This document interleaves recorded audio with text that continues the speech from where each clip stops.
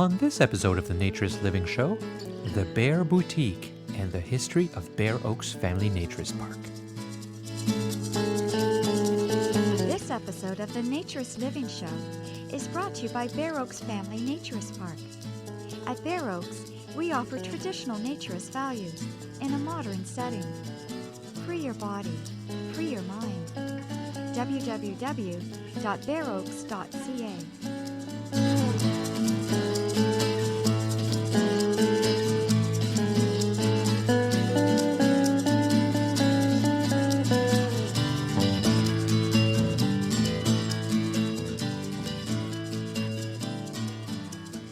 Welcome to this latest episode of the Naturist Living Show.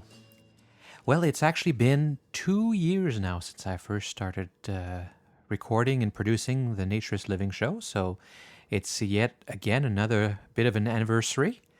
So thank you, all of you, for listening. My name is Stéphane Deschênes. I'm your host for this episode of the Naturist Living Show, and I'm also the owner of Bear Oaks Family Naturist Park.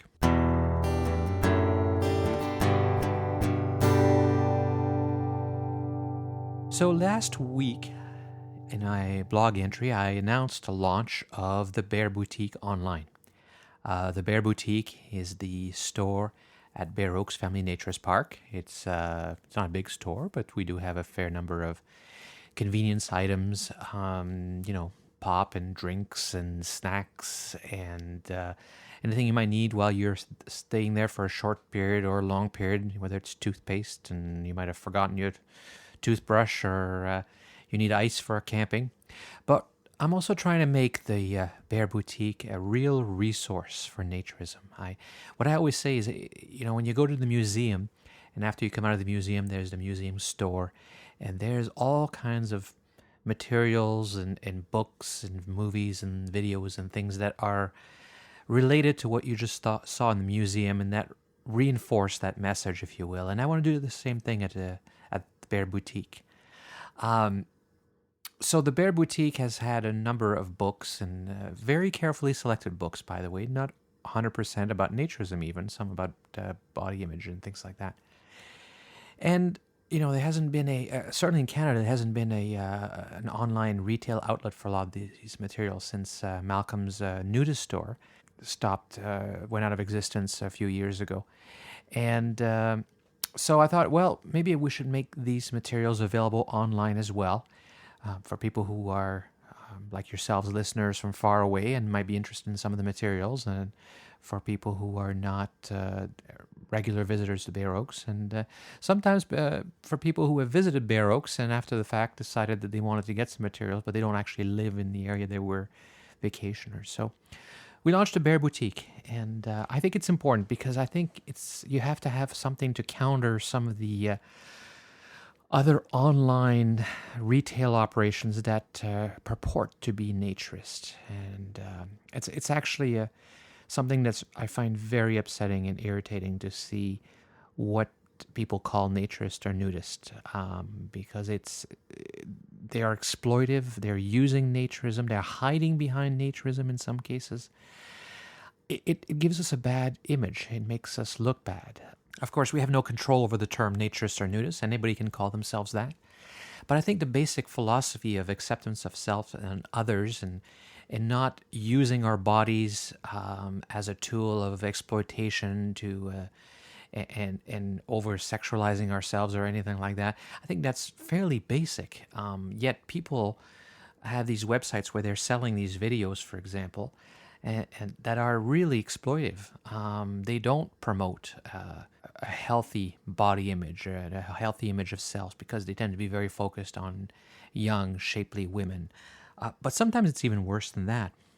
I don't want to specifically name, actually, any place because I don't want to give them any extra publicity that they don't already have.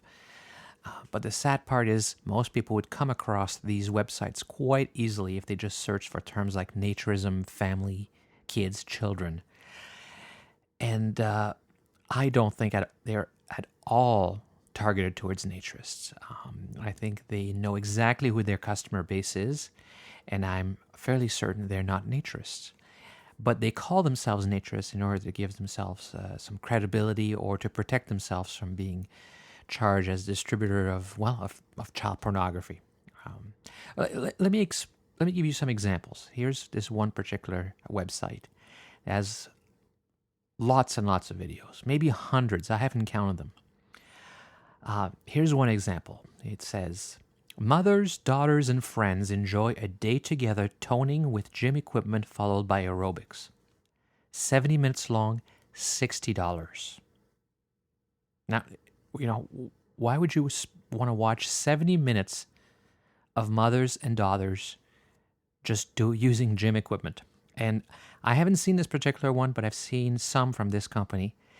And it is exactly what you hear there. There's no editing. It's like watching somebody's, unedited video of some activity, in this case, doing aerobics, which of course is can be a little bit sexual depending on how people look at it too. Here's another one. Yoga, naturist style, whatever that means. Females only. Meditating, stretching. 60 minutes, $60. Again, why is it important that it's females only? Unless, would a naturist really be interested in this? Here's from another category called Family Portraits Number 3. 3 Czech families celebrate the Yuletide. Happy times. 60 minutes, $60. Now, I don't know if I saw this one, but I saw a very similar video to this one. And it was exactly that. It was basically 60 minutes of somebody's home movies. Not really edited at all. Yes, they were nude. Yes, there were 3 Czech families. And as a matter of fact, all they spoke was Czech.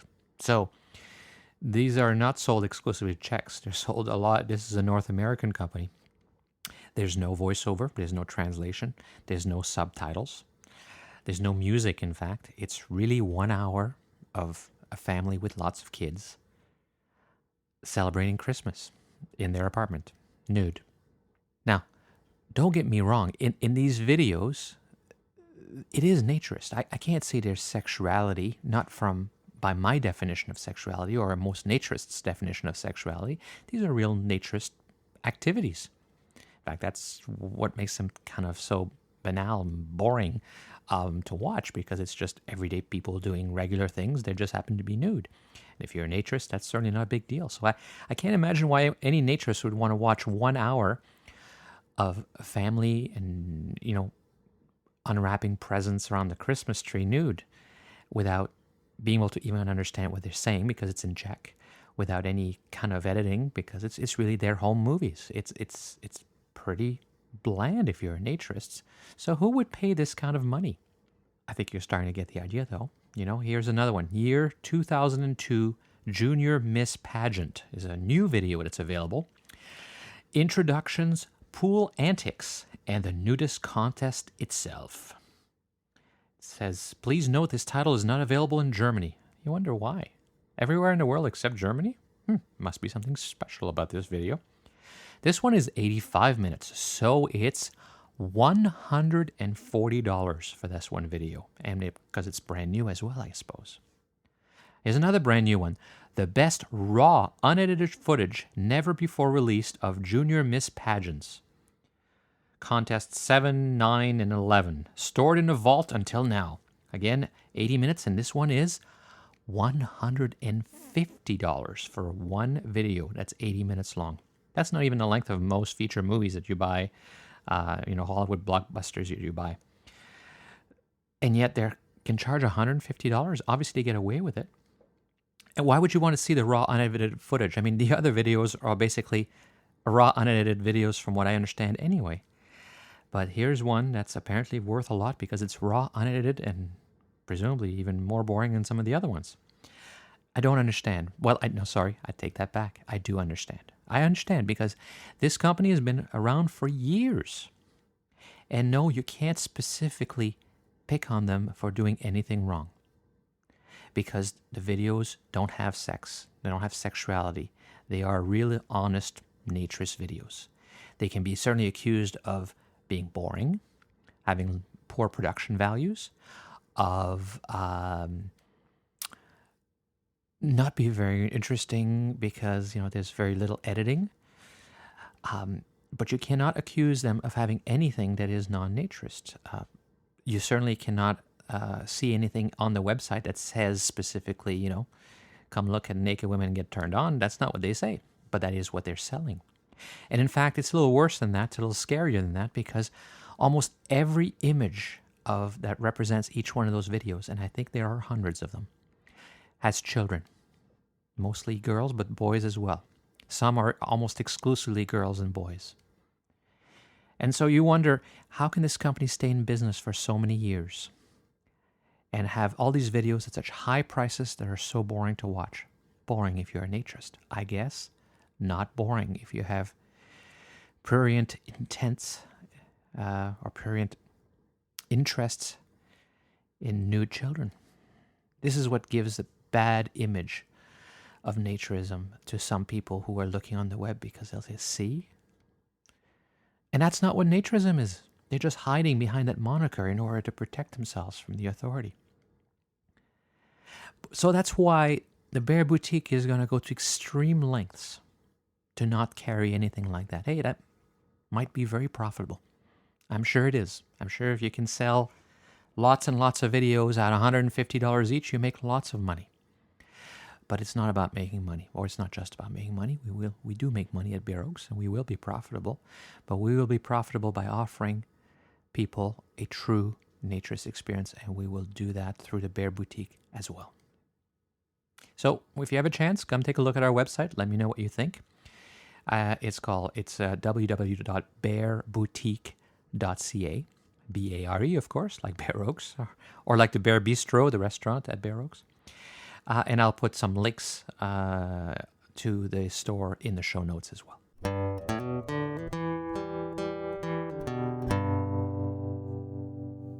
We just had a members meeting at Bear Oaks. We do that every fall, kind of go over what's happened for the year and what the plans are for next year. And it's fairly popular. We filled the room pretty nicely with probably about 60, 70 people. If all 500 members showed up, we'd have a problem because they couldn't fit in the room. We don't have a room big enough at Bear Oaks to do that. I guess in the future, maybe we'll have to get an auditorium or something. But anyway, Eric Jarvis showed up. And if you've read the history of Bear Oaks on the Bear Oaks website, you know Eric Jarvis is the one who bought the land and made it the first naturist club in 1972. And he came to the meeting. He's a member at Bear Oaks. And he came to the meeting and he presented the club, myself and the club, with an old picture of the very first clubhouse, which was not the building it's in now, but one that we now call the Outback, and a framed picture and a little history that was also framed to put on the wall. And it reminded me that I first met Eric quite by accident, actually. Eric owned the property from 72 until the early 90s. I have to look at the exact date. And then he sold it and it became a private textile campground, and they went through a few iterations. So he was far removed, but when I first purchased the club, I was very interested in the history. I knew that from 1972, there was the Toronto Helios Society that was on the land that is now Bear Oaks. And I did some research and various books and found some information about Eric and his wife, June, and what they had done and how they had started. And I put that on the website and in the history section. And so the very first summer that I was there, we changed the name and put the sign up at the front. I was coming out of the office, and there's an older gentleman just wandering around the parking lot looking a little bit around. And so I went up to him like I do with anybody who seems to be new. And I said, "How are you this morning? How can I help you?" And he looked at me and with a British accent. So I'm not even going to try because I can't do a British accent, but you have to imagine it. He says, "Young man, I used to own this place." I said, "Oh, well, you must be Eric Jarvis then." He said, "How did you know my name?" And he was quite surprised that I would have known his name and known as much of the history. So we chatted for quite a while, and I gave him a tour, and he seemed to be quite tickled to see how things had progressed in his absence, and how things had been brought back to what he had originally started and wanted to do. And so he's come several times since, and he's joined, and he's a member, and he participates quite a bit. Sadly, June, his wife, passed away a number of years ago. But it's really great to have Eric come by and be able to tell us about why things are the way they are and why things were designed and built the way they are, and participate into the club in the 21st century. So I sat down with Eric about 2 years ago, actually, and interviewed him about the history of the club because I wanted to save that for posterity. It was before I even thought about doing a podcast. And so I thought I would share that with you today. Now, I apologize. The first 5-6 minutes, the quality is very poor, and that's because there was a technical problem with the recording. Keep going, keep listening. It gets much better, and I hope you enjoy this interview. So, how did you first become interested in naturism or nudism? Well, I was living in England at the time, and about the age of 16, 17, I was wandering along the seashore near where I was living, and I came across a couple who were completely nude. Of course, I was amazed, but I got talking to them, and it turned out they were the owners of the only nudist park in the whole of the west of England at that time. In fact, if you found Bristol on a map of England and drew a map completely south, at all of the west of that line, all the way down to Penzance, there was only one particular official nudist park in that part of England. And of course, being a young unmarried male of say 17, I couldn't join their club, but I did go down to where their members would go and swim in the nude at a local beach, which was at the very end of a public beach, and nobody used to walk along there. It was about a mile one way to cross shingle in order to get there, and nobody bothered except people of the club and people like me who were interested. So, and in any case, even if I had been able to join, I wouldn't have been able to join because they were a long way from where I lived. Plus, I would have needed transportation, and I would never have been able to afford the fees. But I did become interested at that point because it's a very nice way to swim if you live on a seashore environment, and that's the best way to swim nude, of course. And so I was hooked from that point. And then later on, I went to the beach, which historically, for those people interested in history, there was a place called Slapton Sands in Devon, and it was used by the Americans to practice landing beach raids on what would be France at D-Day. And they were using this shingle beach because the Canadians, in their ill-fated raid on Dieppe in 1942, found that their tanks would not go up the shingle and they were stuck at the waterline, and they never made it into the town of Dieppe in order to fight Germans. And so the Americans were practicing on the shingle beach. Now, in actual fact, when they did land in Normandy in 1944, on the 6th of June, they found beautiful sand beaches that, of course, had hedgehogs and anti-mine obstacles and guns on the cliffs and all the rest of it. And I've walked those beaches in person, of course, a couple of times in my life. And it's interesting to think, in France anyway, the pillboxes are now all painted up with nice colours and serving ice cream and topless ladies walking around on the beach, which is what is common in Europe anyway these days. So anyway, I then went on, and I had a few girlfriends, and I used to suggest that we go down there, so we did that, and then I went into the Air Force. I finished my apprenticeship as a carpenter, and then I went into the Air Force, and when I came out in '54, I worked again as a carpenter, and I used to still go down to this particular beach. And then it turned out that the lady who became my wife, her parents had been nudists, but they had never said anything to me when I knew them. and there was a place in my hometown where there was a private house, and maybe they had it now and again in the summer. It was a very easy and primitive, unofficial thing, and so she wasn't all that averse to being in the nude with me when I went to the beach, excepting she didn't really like it. And I do know that one time she was in her costume at the nudist beach, and there were ladies saying, "Why don't you take it off, and she got very annoyed with it. Well, anyway, we then ended up coming to Canada, and we went to and heard about Carl Ruley's place in Sun Valley Gardens near Fenwick, and I didn't tell my wife what we were going to do, and we did have our eldest son as a child at that time, a fairly new baby. He was walking. And so we went in, and then, of course, I said, now we're exactly, the campground we're doing is a nudist park. And she got all upset with that and immediately went down onto the floor of the back seat and hit her face. And she said, I can't go in here. And I said, well, don't worry about it. It'll work out all right. And then I said, no, we've just come to a sign. Well, she said, what on earth does it say? And I said, well, says, when in Rome, do as the Romans do. And she started cursing, I don't care a damn about the Romans and all the rest of it. And the next thing I knew, we were at the prescribed campsite, and we got out, and I said, well, we're here now. And after about an hour, she felt quite comfortable.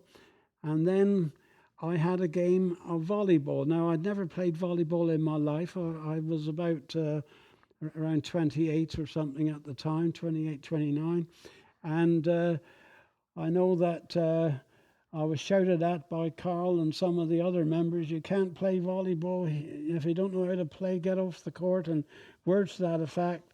And even though I had plenty of time to play volleyball for the rest of my younger life, I never did. I was put off completely because of that incident and never played again. So then we decided that some other time we would also go down there, and so as soon as we stopped, the young boy, he ran immediately down towards the swimming pool, and my wife ran after him, and at the same time the voice of Carl Ruley boomed out, "We don't allow young children around the swimming pool. Can you please grab him up?" And he was very annoyed. And even though she was there within split seconds, I got a little bit upset. I said, "Listen, I don't need you talking to my wife like that." And goodbye. So we went out, and we went further down the road to Shirkstone Quarry in those days, which was near Port Coburn. This was not a nudist place, of course. And there was a 30-degree drop in temperature between Toronto and Shirkstone. It wasn't so bad at Sun Valley Gardens, but it was a cool day to drop 30 degrees one day. Anyway, we then decided that Sun Valley Gardens wasn't for us, and perhaps we should apply somewhere else. We found out about Glen Echo, which was the TGS club in those days. And before you were allowed to be a member, you were interviewed in your own home. So we were interviewed by a couple, and I guess they found we were happily married. We had a child, and we had some experience of nudism, and so we were accepted, and we were able to go, and we joined. We had a tent site at Glen Echo, and then we had our second child came along, and I couldn't stand the screaming on the first weekend we had the child out. And so the following weekend, I had a used travel trailer, a 17-footer. And of course, they never did have electricity and water piped into any of the sites. Most of the people were allowed to build little sleeping shelters and huts of some description. There was never any real worry what they put up as long as it looked half decent. And it was a very, very pleasant experience for many, many years. And eventually I became the social secretary, which was an honorary post. and I used to look after dances and social activities until one day I came back from vacation, and somebody said to me, "Hey, Eric, you've lost your job." And I thought to myself, well, this person doesn't know where I work. And I didn't think I'd lost my job. I was the manager of a particular complex at the time, and I had no knowledge of these things coming along to hit me. But it was the job of the honorary social secretary that I'd lost, because apparently Eddie had decided that he wouldn't maintain it as an owner alone, run by a committee of the members. He was going to do everything himself. And of course, one of the things that he did or had to use was an Olga Stetner duplicator, which whoever was the secretary running the dances would have to run the duplicator. Well, it was at the very time that photocopies were starting to be known, and when somebody said you can get 100 copies for $3 down the road, there was no point in messing myself up with ink and all the rest of it, and costing a lot more to be grinding out and working a handle with all these copies. So I never used a duplicator. And in the end, after I'd been 10 years at the park, he said to me, "Where is this duplicator? I promised it to a church club." And I said, "Look," I said, "I had to move it from every room in the house, and I asked you several times to come and pick it up, and you didn't." And I said, "I just threw it in the garbage." Well, he said, "I can't accept your check for renewal." He said, unless you can produce the duplicator. So I phoned Stetner and tried to get an antique, and it was no good. They were just old-fashioned and not used anymore. So I was drummed out of the club basically, and I decided after about 6 months looking that I would do my own thing. So my check was refused in October of 1971. And when I got home, I immediately thought to myself, well, I would really like to have a nudist park of my own, and I started to look around for property. And I saw the place that I eventually bought, but for some reason I couldn't come to any agreement with the owner. I had a third party there who was supposedly helping me, but he didn't perhaps. And so I looked at a number of other properties, and then I went back by myself and saw the owner in April 1972, and we came to an agreement. And the price, I think, was around $37, as you were, $37,000 for 50 acres, and I had a 5-year mortgage, and the owner was a man about 80. I actually ended up with 50 acres, and this consisted of three fields, a river running through, the Black River, a bridge over the Black River, and nothing else. Okay, so then I had to think to myself, what am I going to do with this place now? It was very, very secluded. The first clearing was about 1,000 feet in from the road, completely hidden from sight. There were a lot of trees, and of course the grass was quite high, about 2 feet. In actual event, it wasn't extremely high, but it needed cutting to walk around. And then I thought, well, I'll do several things, which meant I brought my Airstream trailer up and parked it from Toronto. And then, of course, the first thing we would want was a well for water. And I went into Sharon and asked the well digger, who was out at the time, if he'd come and dig a well, and his wife said she would pass it on to him, but he didn't come the following weekend either. So I then called in again and said, would you still ask him to come? And he still didn't come, so I thought to myself, well, I will call every well digger in. Obviously, asking him to come at 2 o'clock on a Saturday or Sunday isn't the way to do it. So I called nine different well diggers, and said, come on the weekend, whatever time you want. And one of them out of the 9 turned up. And I said, when can you start? He said, tomorrow. I said, the job is yours. So he went down 25 feet, and there was some very nice water in the other clearing there. And then, of course, I inquired about electricity. Now, there was a big problem there. We were too far away from the nearest customer of the electricity company who would bring in the electricity to us, and they wanted an arm and a leg to pay for it. So I had to leave it for a couple of years, and then somebody built further north of me, and that meant that I could get the electricity in. But I had to pay for the poles to come in, and then I built a barn which was made of wood, and I had somewhere then to put in some equipment, tools and various things, because I was starting to accumulate some of the materials and equipment that I needed.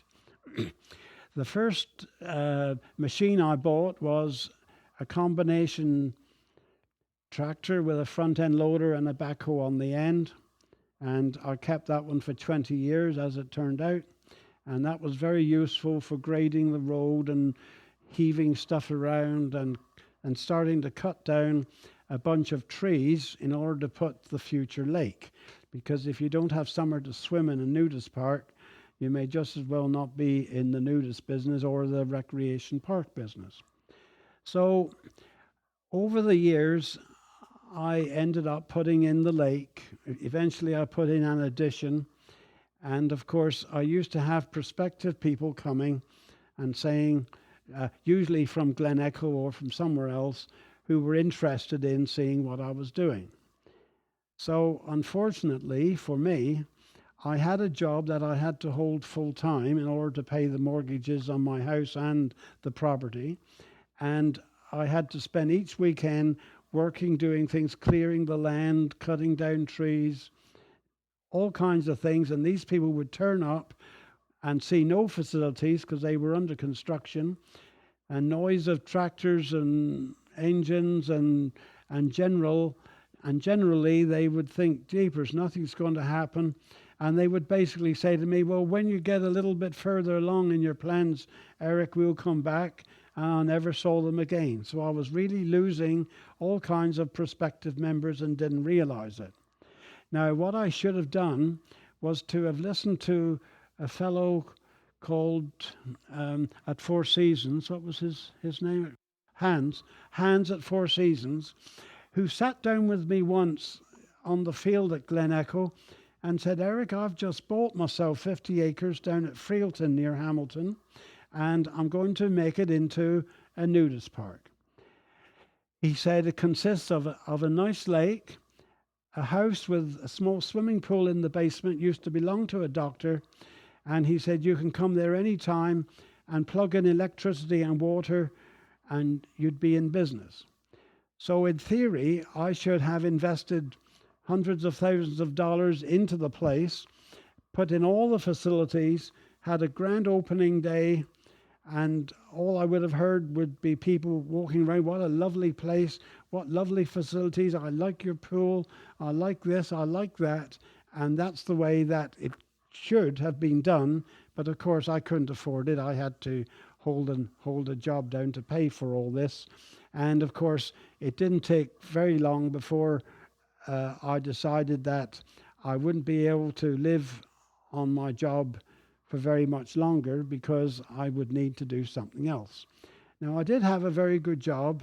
It paid more than average, and I was actually a combination sales representative, calling on architects and engineers and promoting a particular waterproofing system for things like sewage disposal plants, water reservoirs, and such civil works, which of course all need extremely good waterproofing jobs because there's always a pumping station with expensive equipment on one side and maybe 30 feet of water on the other.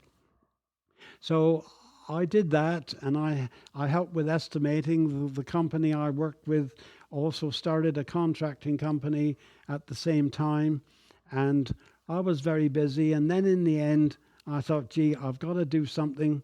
I've got to have my own company, and I thought I'll do the same sort of thing.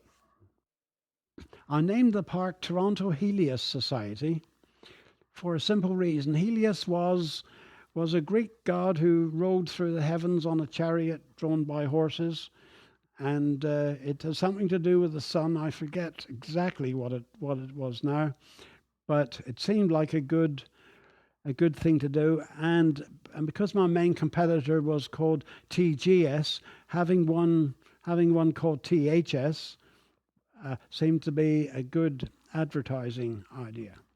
So one of the big disadvantages that I found in 1972 was advertising the fact that I had facilities for nudists, because in those days the Toronto Star, which was the best newspaper in the area for ads, would not accept anything saying, as you were, advertisement for nudists to come to nudist facilities at a nudist park, because there were only a few, and it was a no-no to have the word nudists in writing in any kind of publication. In the same way that they had a code of ethics in movies at the time, you couldn't say certain things, and you couldn't run around in the nude or even partly nude. So it was a very repressive era, but you had to live through it. So that was a big difficulty. It was getting the ad in, and eventually I did, but I didn't keep any of them. I forget now how I managed to do it. But it was a piece of stonewalling by authorities who didn't want to help you in any way. But I then found that all the money I was earning as a contractor, and I was pretty successful, it was all going in the facilities that I needed to build up the club. Now, I was one of the school who thought that if you have a trailer or a motorhome eventually, or anything like that, you want to come into a place, a resort, and you want to be able to plug in electricity immediately, have water, drinking water, safe water, and carry on from there. And at Glen, of course, the owner didn't believe in that sort of thing for trailerists, and so people had to bring water with them and take their battery home every few weeks and charge it at home and bring it back fully charged, and it was quite a hassle, and it was a complete and utter nuisance. You could only use 12-volt things at Glen, and of course I wanted to use 110-volt appliances, blenders and coffee makers and all the other things. So I had to work hard starting to get a few of these things in. Then somebody who was a member said, what you definitely need is a clubhouse, Eric. So in case it rains, and then we can have a dance and maybe a sauna and this sort of thing. So I built that in the mid-70s. Then unfortunately he died of cancer, and he never got to see the completed building. But I had that, and then I had other things that I gradually added to at the time, but I still didn't seem to be able to bring in the membership that I would like, which I needed to meet the ever-rising expenses.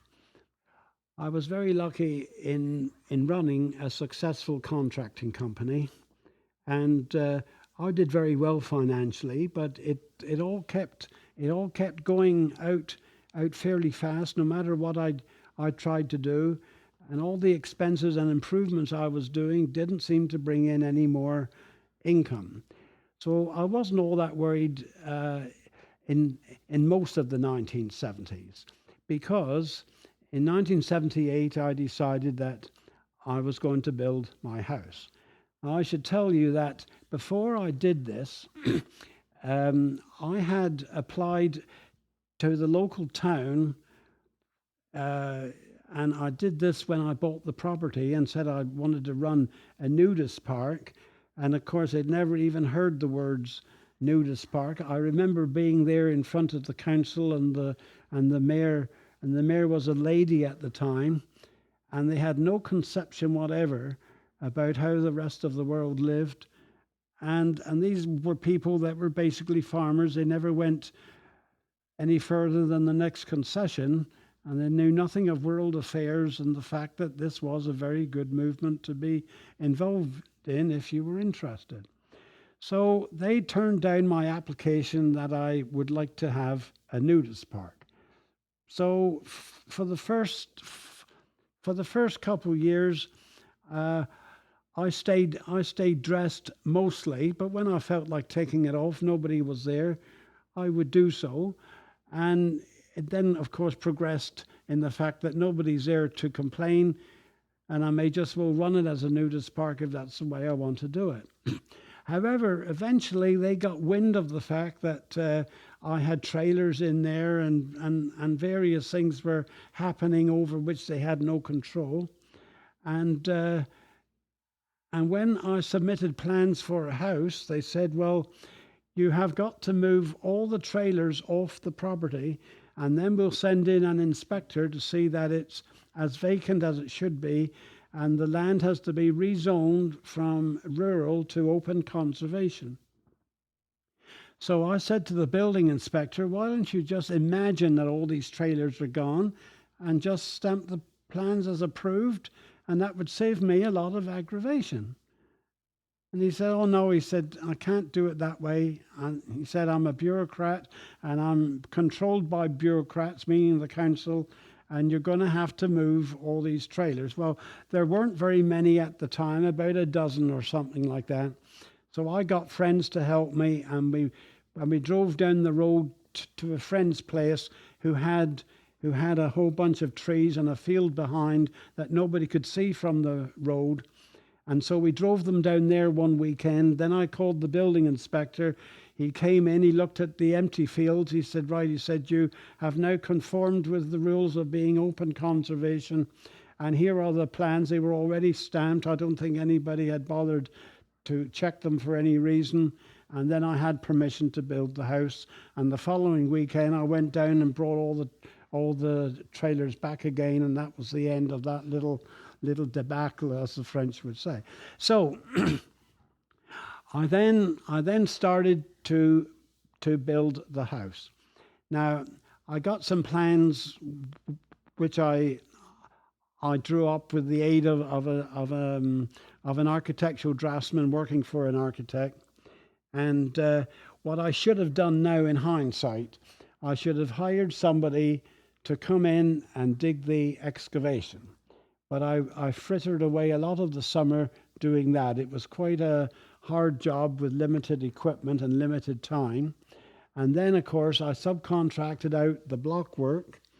And then when that was done, I went up to National Demolition, which was up the road in those days, which sold used building materials at a good price in those days, not now anymore. But they did then. And I got steel beams going right across the width of the building, around 28 feet long or something like that. They were 15 inches deep. And it never occurred to me to put in columns to support the beams or anything like that, because I didn't need it. I built it like a commercial building. Anyway, there were many interesting things happened to the house. And in fact, we had one member who was a priest. He lived in Barry, and he would come down. Of course, he wouldn't be dressed as a priest for these occasions, and he'd be undressed like the rest of us. And when I was not going to excavate underneath the garage, he said, "Why don't you excavate it?" He said it would be a nice room for a billiard table. Well, this was a room 24 feet square, and it would have taken a 6 by 12 table. So I said, yeah, well, that's a good idea. So we should have named it the priest's hole, but we never did. And so that's why there is an excavation underneath there. I had steel beams across there, by the way, because I could take my bulldozer in on sleepers then and spread the load, and then I could do maintenance and engine work and all the rest of it on the dozer. It would take it all because there's steel beams underneath the garage there. I should say that by this time I was getting a bit tired of contracting. It was hard doing it without very much skilled help. I phased the job out, and then I went to work again for another 4 years, from 1980 to 84, with my previous employer. And he had some interesting new systems, and I was very happy there. And I remember being in Washington State and Washington, D.C. in the month of April 1984, and I thought that was a bit much traveling, and I was doing a couple of construction shows at that time, which is standing around on a concrete floor, showing your stand to people, etc., etc. And it was just shortly after that when he said to me, "Well, I don't need you anymore, Eric, you've done a good job, goodbye." And I was then faced with the fact, well, I can't really continue financially on subsidizing the whole of the nudist population in the area, because I may have only had about 85 members at the time. I'd like to talk about my wife June, because from being uncertain in the days when we went into Sun Valley Gardens, she became very enthused about being a nudist. And I remember that we changed from a tent to a trailer when our second son was born, and we ended up with 3 sons under 3 years old at one time. And the last one, he was born on a Saturday, and he came out to the park on the following Friday. In those days, there was a 5-day affair when you stayed in hospital for babies. And the middle one was born on a Wednesday and missed that weekend, of course, but the following weekend he was there. And my eldest son was born in November. Of course, he had to wait until summer came around before he came out to the park. But they were all very interested in helping me doing what I had to do. As the boys got older, they soon learned to drive a vehicle, operate the backhoe, work the tractor, the bulldozer, and help around the place in various construction techniques, which were very important for me to get help. Where the lake was built, the first lake that is, which is down by the bridge that went through, it was all originally woods. So what we had to do was to cut down by hand or chainsaw the trees and lug them over our shoulder. We had no equipment immediately then, and lug them out, because the backhoe had to then dig out the broken trees and the earth as well in order to make the lake. And then, of course, he left it all piled around the side, and that's how it was left. So I went to some local people here in the area that had bulldozers and said, "Would you come and grade me round?" And some of them said yes, they would the following weekend, but they didn't show up. So I called them again the next weekend. No, they still didn't show up. So I went up to Aurelia, where there were some used bulldozers for sale. And the guy said, "Do you know how to use a bulldozer?" I said, "No." He said, "Well, there's a big pit out the back." He said, "Just go out and work the levers and do what you can do." So I started off trying to dig down to the center of the earth, and then found that didn't work. And I said, "Yes, I'd like to have this one here," which was an old model, but it did have a 6-way blade, and it had a Perkins diesel engine. It was very good. And in a few days, a driver appeared at my trailer and said, "I've delivered your bulldozer and it's down at the front gate." So I went down. Of course, I didn't know how to start it. I hadn't been shown how to start it at the time, and I forgot to ask before I left. So there was a bozo that I didn't know what to do. And along came a local farmer, and that was one way of meeting one of the neighbours. It was a very charming fellow. And I said, I don't know how to start this. Well, he said, you have to turn on the fuel with this, and then you do this, and you do that. And the next thing I know, there was a satisfying roar. And the next thing happened, I'm driving up to my trailer and said, look what I've just got now. I said to my wife. Now, she was always very helpful, of course. She was a teacher, and so she had a full-time job. But she used to help me, and she did a lot of the cutting down of the original woods in order to make the hole for the lake, and she helped me in every way possible. And she was very good with the members, and they all liked her. She was very pleasant to everyone. Helped in countless ways, and of course we did a lot of socializing, potluck suppers and all that kind of thing.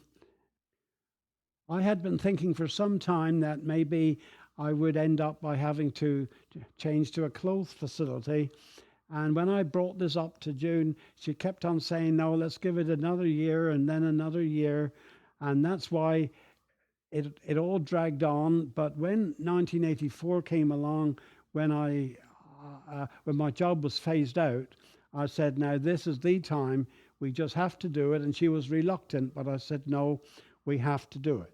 And so when I brought this to members and said, look, there just isn't enough money in it for me to keep on endlessly subsidizing this way of life, even though I like it, they all quit en masse, and I was left with no members at all. Well, time went on, and then we got into 1992, and I decided that I'd like to retire. So I put the park up for sale, and I realize now in hindsight that what I should have done was to have kept it and maybe hired a manager if I didn't feel physically on doing all the work that was entailed. But I didn't do that. I sold it, and my aim was to retire and travel and do all kinds of interesting things. But it didn't work out that way. But life is full of changes, so I ended up living in a cottage near Lake Simcoe, a little bit north of here, and I'm quite satisfied with what happened.